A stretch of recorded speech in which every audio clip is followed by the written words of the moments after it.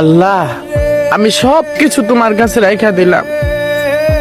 তুমি তো জানো ভাই বেরাধারো মন বলে শুনো রে কাহালিয়া।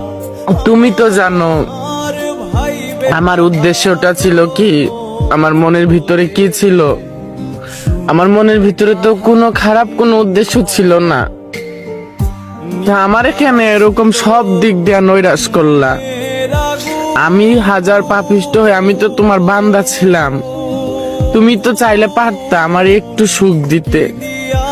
আমি তো আর কিছুই চাই নাই। তুমি ধীরে ধীরে ধীরে ধীরে ধীরে ধীরে আমার কাছ থেকে সবকিছু কেড়ে নিলা, সবকিছু দিয়েও কেড়ে নিলা।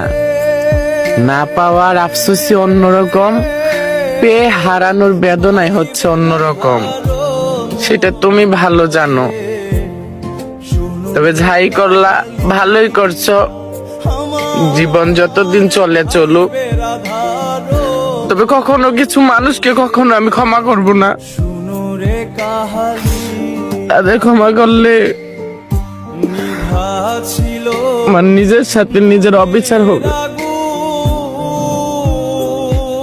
যারা আমারে